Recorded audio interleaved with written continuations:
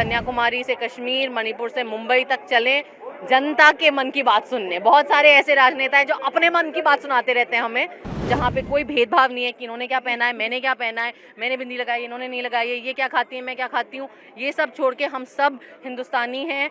जो हमारे भगवानों का नाम ले लेकर जिस तरीके से नफरत हो रहा है और जिस तरीके से पाप हो रहा है, आप हमारे भगवान का नाम लेकर अगर कत्ल कर रहे हैं तो इससे बड़ा पाप नहीं है। मैं एक हिंदू होने के नाते मैं समझती हूँ ये सरकार का कंसर्न सिर्फ अपनी सत्ता है और अपनी कुर्सी है और अपनी मार्केटिंग करना और फालतू के झूठ फैलाना है। मुझे लगता है कि ये बहुत ही जो उन्होंने ये दोनों भारत जोड़ो यात्रा जो उन्होंने करी है वो बहुत ही प्रशंसनीय है और मैं नहीं समझती मेरे जहन में कोई दूसरे ऐसे राजनेता हों जो मतलब सही में देश का कोना कोना कन्याकुमारी से कश्मीर, मणिपुर से मुंबई तक चलें जनता के मन की बात सुनने। बहुत सारे ऐसे राजनेता हैं जो अपने मन की बात सुनाते रहते हैं हमें, लेकिन मुझे लगता है राहुल गांधी जी की खासियत ये है कि वो सही में जनता के मन की बात सुनते हैं, लोगों से मिलना चाहते हैं, जुड़ना चाहते हैं।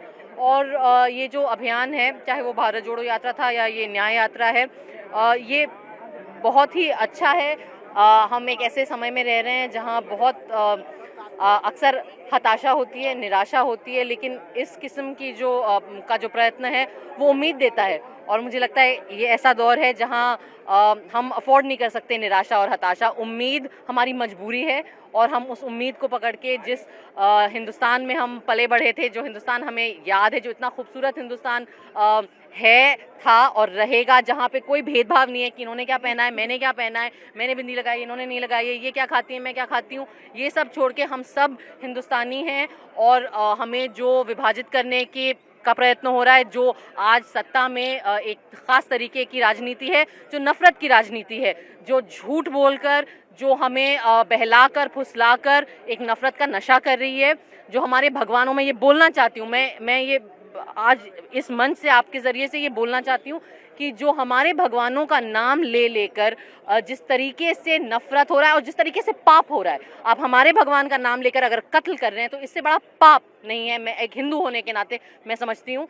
तो ये सब जो है इसके खिलाफ लड़ाई लड़ना बहुत ज़रूरी है और मुझे लगता है कि ये जो अभियान है, ये जो प्रयत्न है राहुल जी का, कांग्रेस का और बाकी यहाँ नेता और जो सिविल सोसाइटी एक्टिविस्ट हैं, ये बहुत ज़रूरी है। काफी देर आपने बातचीत की राहुल जी, क्या कुछ बता रहे थे? जो कल चुनाव के तारीखों का ऐलान हो गया, कांग्रेस पार्टी को भी चुनाव में जाना है। मैंने तो हेलो बोला और मैंने कहा कि सर ये बहुत दिन बाद मैं इतने जल्दी उठ रही हूँ आपके चलते, ये कहा मैंने। अच्छा, इसी बीच ये कानून जो है लागू किया गया है, उस पर आपका क्या व्यू है? कौन सा कानून? CAA। देखिए, सीए तो वो पहले ही ले आए थे, अब उनका इलेक्टोरल बॉन्ड को चलते उनकी असलियत सामने आ रही है, तो उनको डिस्ट्रैक्ट करने के लिए कुछ चाहिए, तो उन्होंने अब उसकी नोटिफिकेशन और रूल्स निकाल दिए। ये पता है, ये टैक्टिक, ये जनता को बेवकूफ़ बनाने की टैक्टिक ये 10 साल से कर रहे हैं, अब हम लोग समझ गए हैं ये खेला। सरकार का कंसर्न है कि CAA कानून के बारे में लोगों को गलत जानकारी दी जा रही है। ये सरकार का कंसर्न सिर्फ अपनी सत्ता है और अपनी कुर्सी है और अपनी मार्केटिंग करना और फालतू के झूठ फैलाना। इनका कंसर्न जनता